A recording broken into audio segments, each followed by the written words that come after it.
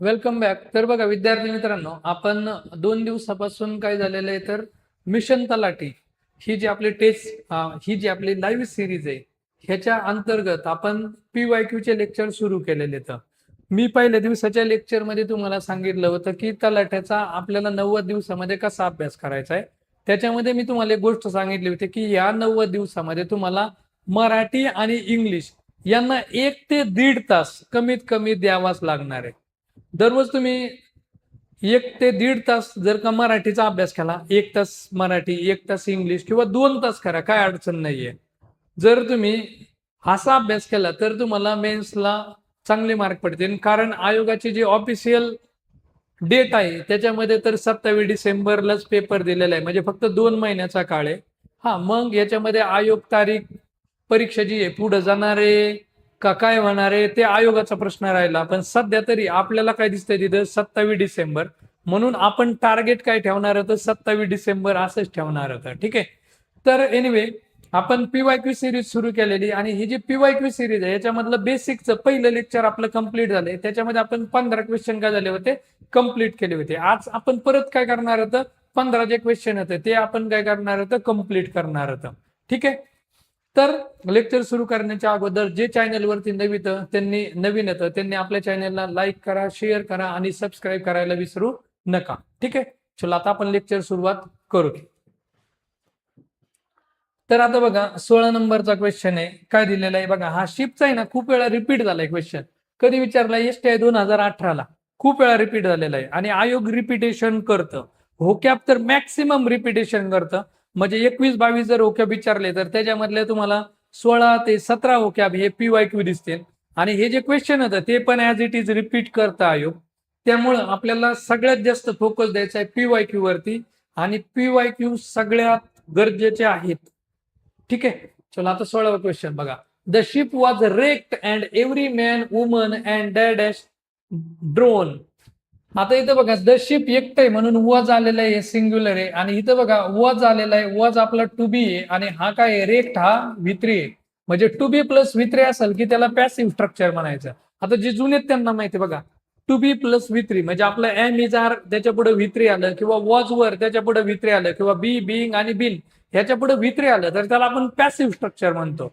आणि पॅसिव्ह मध्ये ऑब्जेक्ट असतं, त्यानंतर वर्ब असतं आणि त्यानंतर सब्जेक्ट असतं. ज्यावेळेस आपण ऍक्टिव्ह व्हॉइस आणि पॅसिव्ह व्हॉइसचा अनालिसिस करणार ना, त्यावेळेस मी तुम्हाला अगोदर कन्सेप्ट शिकवेन आणि मग PYQचा अनालिसिस स्टार्ट कराल. चलो एनिवे हे पॅसिव्ह हे कळालं मला. आता एव्हरी जो आहे याला सिंग्युलर मिनिंग आहे, म्हणून मॅन हा पण सिंग्युलर आला, वुमन पण सिंग्युलर आलं, चाइल्ड पण सिंग्युलर आलं. आता या सगळ्याच गोष्टी सिंग्युलर आहेत तर वर्ब पण आपलं कसं पाहिजे, सिंग्युलर पाहिजे. म्हणून इथं आपल्याला वर्ब कोणतं पाहिजे, सिंग्युलर वर्ब पाहिजे. आता हॅड जे आहे ते कॉमन आहे, हॅड बीन हे पण कॉमन आहे. विअर जे आहे आपलं ते प्लुरल आहे त्यामुळे हे चुकीचं. आणि वॉज आपलं काय आहे, सिंग्युलर आहे आणि हे काय आहे, बरोबर आहे. आता काही ना क्वेश्चन पडला असेल की सर ते हॅड जे आहे ते हॅड जे आहे ना ते कॉमन आहे आणि ते आपण सिंग्युलर म्हणून पण युज करतो आणि प्लुरल म्हणून पण युज करतो, मग इथं हॅड का नाही घेतलं. तर त्याचं कारण आपल्याला पॅसिव्ह स्ट्रक्चर पाहिजे. इथं हॅड बीन दिलेलं आहे पण त्याच्यामुळं सेंटेन्सला मिनिंग येत नाही, म्हणून याचं उत्तर काय आहे, वॉज हेच उत्तर आहे. चलो आता 17. In which of the following sentence does the subject agree correctly with the verb. आता बघा the cat unlike unlike unlike असं दिलेलं आहे. आता तुम्हाला मी काय करतो, हे काय आहे ना, हा जो सब्जेक्ट वर्ब ऍग्रीमेंट आहे ना तो पार्टच इथं लिहून दाखवतो बघा.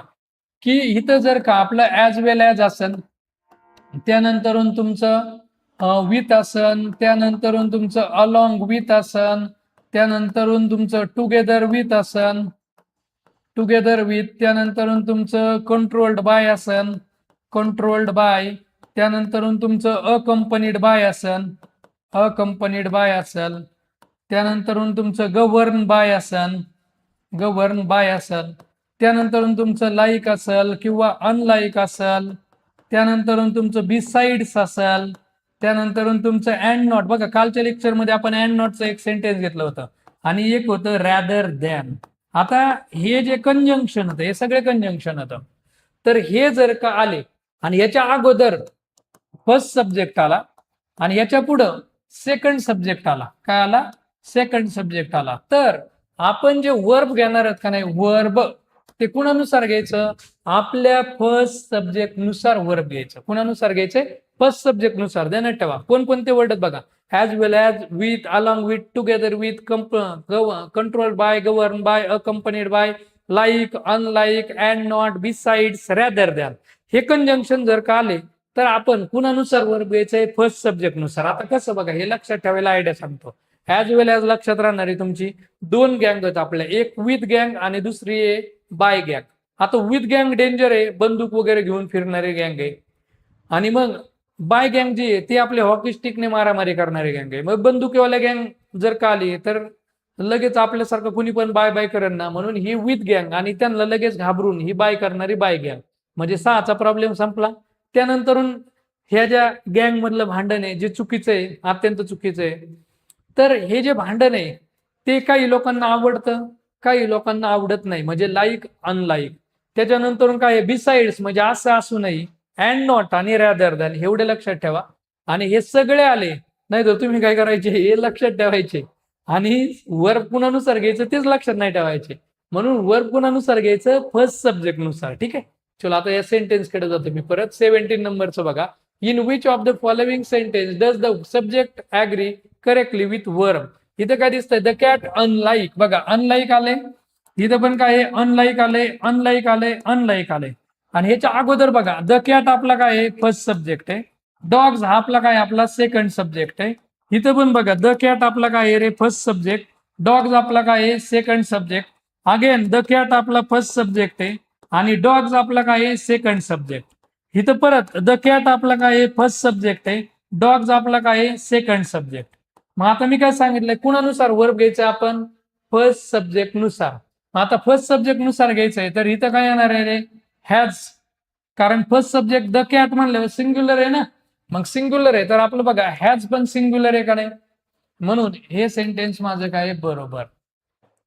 आता दुसरं बघा, द कॅट सिंग्युलर आहे तर इथं हॅव हे प्लुरल आहे त्यामुळे हे जमणार नाही. सेकंड नंबर ऑप्शन माझा चुकीचा. आता द कॅट सिंग्युलर आहे आणि इथं इज हॅव्हिंग सॉफ्ट वॉच आणि इथं द कॅट सिंग्युलर आहे, हॅड आपला काय आलाय? कॉमन.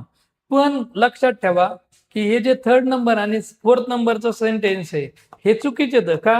कारण ह्यांचा मिनिंग नुसार हे सेंटेन्स कसे आहेत? चुकीचे आहेत. म्हणून करेक्ट सेंटेन्स कोणतं आहे? The cat unlike dogs has soft pause. म्हणजे पाय आहेत, तळपाय आहेत त्यांचे सॉफ्ट आहेत.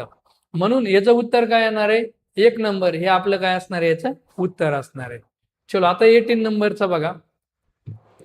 Identify the incorrect part of the sentence below. He hopes that he hasn't makes a mistake.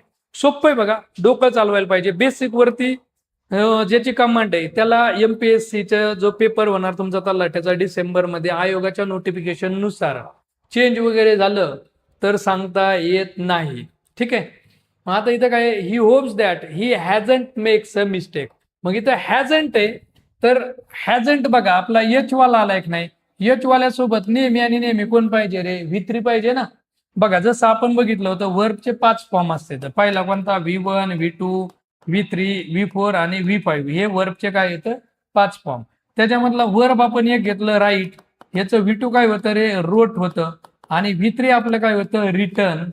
त्यानंतर V4 काय होतं? रायटिंग. काय होतं? रायटिंग. आणि V5 जे ते आपलं काय होतं? राईट्स. आता हे कसं बनलं? काय बनलं? हे ज्याला येत नसेल त्याने आपले बेसिकचे जे व्हिडिओ होतं युट्यूबला ते तुम्ही व्यवस्थित पाहून घ्या. तरी पण मी शॉर्टकटमध्ये सांगतो की ज्या वर्बच्या लास्टला यस, SH, CH, OX असतं त्या वर्बला EH जोडायचा म्हणजे आपलं काय बनन? V5 बनन. आणि ज्याच्या लास्टला ह्यापैकी कुणी नाही तिथं फक्त काय जोडायचा? यस. मग इथं राईटला ई आहे का नाही लास्ट लेटर, म्हणून मी काय जोडला? यस. आता ह्यांच्याबद्दल एक गोष्ट बघा कोणती, की आपला जो V3 येतो एकटा कधी येत नाही आणि V3 जो येतो नेहमी आणि नेहमी कुणाबरोबर येतो? H वाल्या बरोबर. आता परत डोक्याला वैताग. H वाले म्हणजे नेमकं कोण आहे? तर H वाले म्हणजे आपला हॅव आहे, म्हणजे हॅव V3 येईन किंवा काय येणार आहे? आपलं हॅज V3 येईन किंवा काय येणार आहे? आपलं हॅड V3 येणार. पण ते एकटे कधी येत नाही तर ध्यानात ठेवा.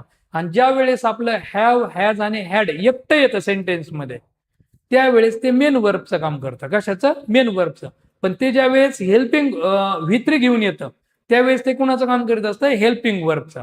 म्हणजे इथं हॅव V3 मध्ये इथं मी एक एक्झाम्पल घेतलं, समजा हॅव गॉन असं घेतलं तर इथं बघा हॅव जे आहे ते हेल्पिंग वर्ब आहे आणि गॉन हे काय आपलं मेन वर्ब आहे. Basic number 5. मग आता इथं आपल्याला बघा हॅज दिलेला आहे, इथं मेक्स जे हॅज बरोबर एच वाल्या बरोबर V3 पाहिजे, पण यांनी काय दिलेलं आहे रे, हा मेक्स हा तर काय आहे V5 आहे. मग हा चुकीचा आहे ना. इथं काय पाहिजे होतं हॅजंट मेड, कारण मेड हे आपलं काय आहे V3 आहे, काय आहे V3. म्हणून आता इथं काय आहे ही इथं आपल्याला इनकरेक्ट पार्ट विचारलाय. मग होप्स मध्ये काय मिस्टेक नाहीये, कारण ही सिंग्युलर आहे तर होप्स पण बघा V5 म्हणजे सिंग्युलर आहे, म्हणजे हे बरोबर आहे. आणि हॅझंट मध्ये काही विषय नाही आहे, हॅझंट तर बरोबरच आहे. मेक्स जे हे मेक्स चुकीचं आहे.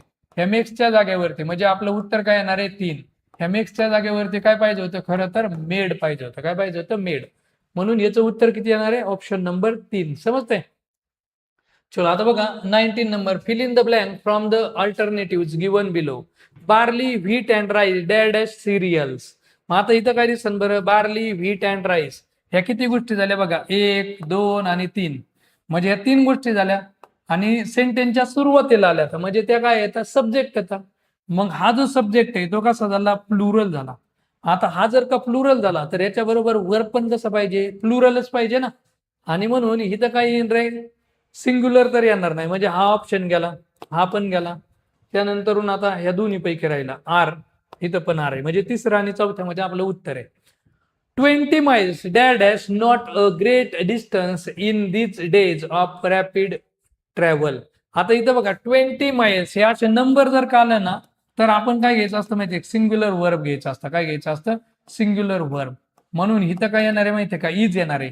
हे सेपरेट मी पुढे येणार आहे आपल्याला त्यावेळी डिस्कस करणार आहे. म्हणून याचं उत्तर काय येणार आहे आपलं 3 नंबर आर आणि इज येणार आहे. म्हणजे बघा आपलं डिस्टन्स असेल, टाइम असेल तर आपण ते जे आहे ना ते सिंग्युलर घ्यायचं असतं. एक कॉन्कर्डचा टाईप आहे ते, त्यावेळेस तुम्हाला सांगन मी. म्हणून इथं इज येणार आणि इथं काय येतंय आपलं आर येते, म्हणून आर इज 3 नंबर ऑप्शन आहे. आता 20 बघा, choose the correct alternative to fill in the blanks in the given sentence. I dash spoken to him on the subject many times. I dash speaking to him for 10 minutes.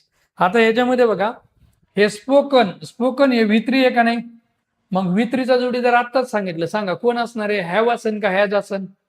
अरे have असन का has असन किंवा had असन, हे तिन्हीपैकी कुणी पण असू शकतं. मग आता आपल्याला ऑप्शन मध्ये बघा इथं आय हॅव जमू शकतं, आपल्याला आय हॅव जमू शकतं, पण हॅज किंवा हॅज जमणार नाही का, कारण आय बरोबर हॅज कधी घेत नाही, तर हॅड जमू शकतं. म्हणून हॅव जमतंय. मी इथं बघा सगळ्यांमध्ये हॅवच आहे, म्हणून त्याचा विषय गेला. हे डीड आहे त्यामुळं चौथा ऑप्शन तर गेला. आता दुसरं बघा, हे काय दिलंय रे, स्पीकिंग हे काय V4 आहे. मग V4 जे आहे ते कुणाबरोबर येतं, टू बी बरोबर, किंवा आपला जो प्रेझेंट परफेक्ट कंटिन्युअस टेन्स आहे, पास्ट परफेक्ट कंटिन्युअस टेन्स आहे किंवा फ्युचर परफेक्ट कंटिन्युअस टेन्स आहे, याच्यामध्ये हॅव बीन किंवा हॅज बीन याच्या पुढं किंवा हॅड बीन याच्या पुढं V4 वापरतात. आता बघा तेच उत्तर काय, तर इथं बघा ह्याचं उत्तर हिंट आयोगाने दिली इथं. म्हणजे खरं तर हे टेन्स मधले हा जो फॉर आहे, फॉर बघा आपले जर सिन्स आणि फॉर आले तर ह्यांच्या बरोबर कोणता टेन्स वापरतात, एक तर प्रेझेंट परफेक्ट टेन्स वापरा किंवा पास्ट परफेक्ट टेन्स वापरा किंवा फ्युचर परफेक्ट टेन्स वापरा किंवा प्रेझेंट परफेक्ट कंटिन्युअस टेन्स वापरा किंवा पास्ट परफेक्ट कंटिन्युअस टेन्स वापरा किंवा फ्युचर परफेक्ट कंटिन्युअस टेन्स वापरा. ह्या 6 टेन्स पैकी कोणताही तुम्ही वापरू शकता. मग इथं फॉर आलेला आहे, या फॉर काय दाखवतो, ड्युरेशन म्हणजे कालावधी दाखवतो, बरोबर. म्हणून इथं हे सेंटेन्स बरोबर आहे आणि इथं आपल्याला काय पाहिजे, आय नुसार हॅव बीन पाहिजे. म्हणून इथं हॅव बीन कुठे बघा, हे नंबर 1 नंबरच्या ऑप्शन मध्येच आहे. म्हणून याचं उत्तर काय येतंय 1 नंबर ऑप्शन. म्हणजे सेंटेन्स असं होतं, I have spoken to him on the subject many times आणि I have been speaking to him for 10 minutes. म्हणजे मी त्याच्याबरोबर 10 मिनिट झालं बोलत होतो. याचा अर्थ काय, ते ऍक्शन सुरू झाली 10 मिनिटापूर्वी, आता पण चालू आहे, पुढे पण चालू राहणार आहे. ठीक आहे. आता 21, select the grammatically correct sentence. Each of the employees, हे सिंपल आहे, कालच झालेले आपलं. बघा इच ऑफ आलं की जादूची छडी काढा आणि इच ऑफला कसा मिनिंग आहे, सिंग्युलर. इच ऑफला जर सिंग्युलर मिनिंग आहे तर वर्ब पण सिंग्युलर पाहिजे, म्हणून इथं वियर नाही तर वॉच पाहिजे. म्हणून हे पहिलं सेंटेन्स माझं चुकीचं. सेकंड बघा, इच ऑफ पशे मी परत एकदा जादूची छडी, इच ऑफला सिंग्युलर मिनिंग आहे, तर इथं वॉज आलेलं आहे, वॉज सिंग्युलर आहे, म्हणजे हे सेंटेन्स माझं बरोबर. आता इथं नायदर ऑफ अगेन आलाय, नायदर ऑफ आला, या नायदर ऑफला पण सिंग्युलर मिनिंग आहे, आणि मग इथं सिंग्युलर मिनिंग आहे तर वर पण सिंग्युलर पाहिजे, सिंग्युलर दिलंय, करेक्ट आहे. आता परत एकदा नायदर ऑफ दिलेलं आहे, नायदर ऑफला सिंग्युलर मिनिंग आहे, आणि इथं दिलेले आर, आर नाही पाहिजे कारण आर प्लुरल आहे, इथं काय पाहिजे होतं इज. मग आता हे जे चौथं आपलं चुकीचं. आता आयोगाने विचारलंय करेक्ट, मग करेक्ट कोणतं रे आपलं बी अँड सी. कुठे बी अँड सी?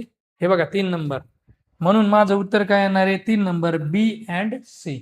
ओके, चलो 22 समजता येणार आहे.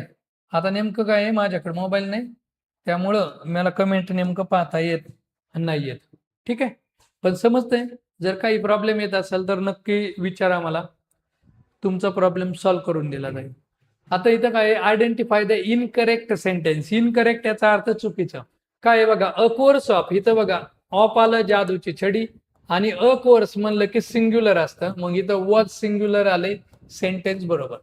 एक गोष्ट ध्यानात ठेवा बघा, आपला आर्टिकल ए असेल किंवा एन असेल, ए किंवा एन जर का घेतलं ना तर आपण ते वर्ब जे ते कसं घ्यायचं, सिंग्युलर घ्यायचं, कारण आर्टिकल ए आणि एन ह्याचा अर्थ काय, एकच वस्तू असा त्याचा अर्थ होतो, म्हणून तिथं काय येणार सिंग्युलर, म्हणजे पहिलं सेंटेन्स बरोबर आहे.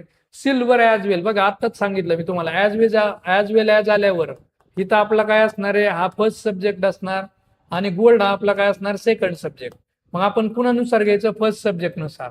मग सिल्वर म्हणजे एकच आहे म्हणून हा सिंग्युलर आहे, तर इथं इज पण काय आलंय सिंग्युलर, म्हणून हे पण सेंटेन्स माझं बरोबर. मग इनकरेक्ट विचारले, मग इथं काय येणार आहे, नायदर.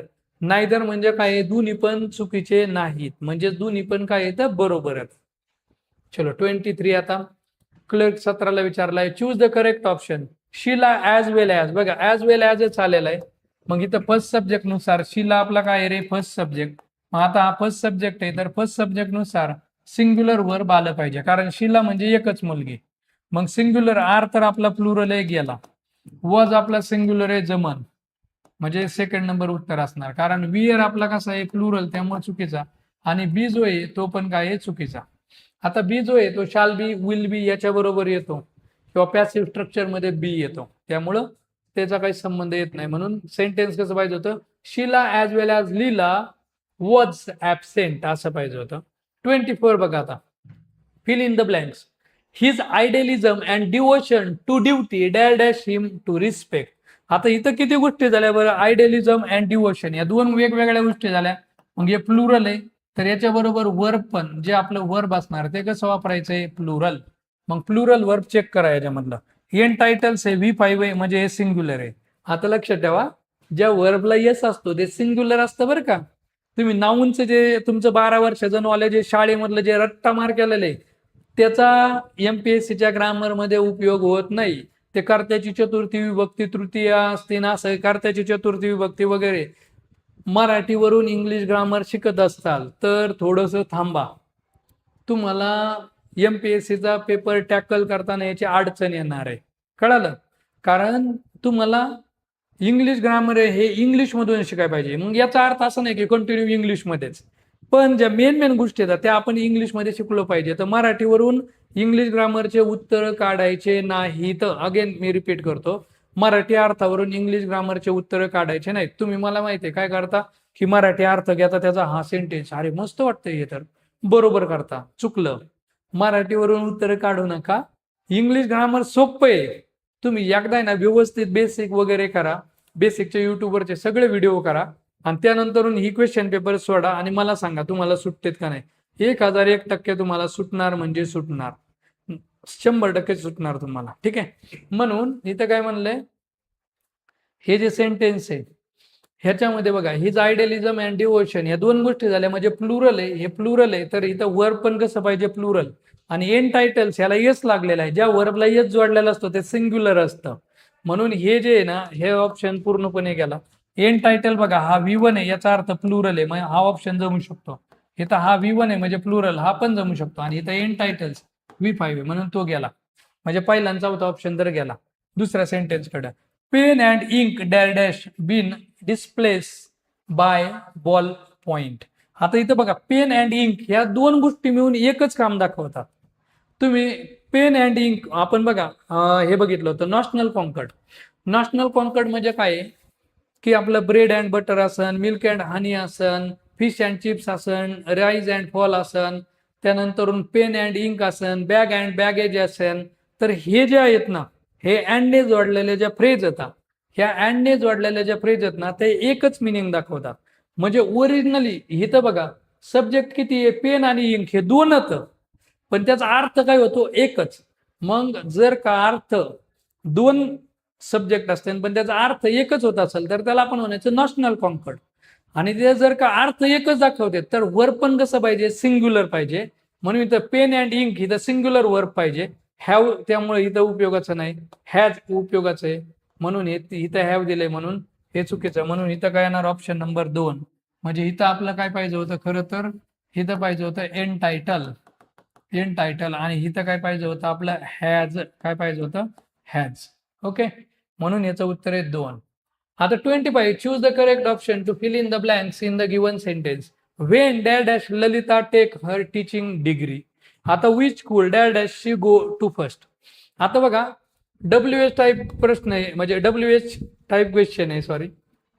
तर हा जो WH टाईप क्वेश्चन आहे किंवा आपण त्याला म्हणतो क्वेश्चन पॅटर्न, म्हणजे आपलं बेसिक नंबर 6 ह्याच्यामध्ये आपण काय सांगितलेलं आहे की क्वेश्चन पॅटर्न किंवा आपलं जे इंट्रोगेटिव्ह सेंटेन्स आहे ह्याच्यामध्ये क्वेश्चन कसा असतो तर WH वर्ड असणार आणि WH वर्डच्या नंतरून हेल्पिंग वर्ब असतं आणि त्याच्यानंतरून मग आपला सब्जेक्ट येणार आणि मग काय येणार मेन वर्ब येणार. हे असं काय असतं स्ट्रक्चर आणि शेवटी काय येणार आहे क्वेश्चन मार्क. म्हणजे तुम्हाला मी हे पण लिहायला सांगितलं होतं बघा. एक मिनिट मी तुम्हाला काय करतो हे सांगतो डिटेलमध्ये. इथं मी लिहितो असर्टिव्ह सेंटेन्स. काय लिहितो असर्टिव्ह सेंटेन्स आणि इथं लिहितो मी इंट्रोगेटिव्ह सेंटेन्स. कोणतं इंट्रोगेटिव्ह सेंटेन्स. आता असर्टिव्ह सेंटेन्स आणि इंट्रोगेटिव्ह सेंटेन्स काय बघा. असर्टिव्ह सेंटेन्स याचा अर्थ काय बघा. इथं एक सेंटेन्स देण्यात ठेवा, शी इज ए डॉक्टर. काय लक्षात ठेवा, शी इज ए डॉक्टर. आणि हे काय आपलं असर्टिव्ह सेंटेन्स आहे. एवढे एक सेंटेन्स देण्यात ठेवा, शी इज ए डॉक्टर. हे काय माझं असर्टिव्ह सेंटेन्स आहे. ओके, आणि इथं will you marry me, will you marry me हे आपलं काय एक इंट्रोगेटिव्ह सेंटेन्स आहे. किंवा तुम्हाला जो क्वेश्चन येतो कोणता येतो रे, तो म्हणजे व्हेअर आर यू गोईंग. हा क्वेश्चन सगळ्यांना विचारायला येतो, मग हा पण ध्यानात ठेवा. किंवा आणखीन एक ध्यानात ठेवा जो तुम्हाला कधीच कोणीच विचारत नाही पण लक्षात ठेवा, कोणता, do you love me, do you love me. हा क्वेश्चन ध्यानात ठेवा. मला माहिती आहे तुम्हाला कोण नाही विचारणार, अभ्यास करणाऱ्यांना काही इज्जत नसते. हा, पोस्ट मिळाल्यानंतर तुम्ही तलाठी झाल्यानंतर ग्रुप सी मधली एखादी पोस्ट मिळवली 100% तर मात्र विचारणारे खूप सारे येतात. मग आता बघा जाऊ द्या. तर स्वप्नाच्या बाहेर या आणि इकडे लक्ष द्या. आता शी इज ए डॉक्टर इकडे फोकस करू.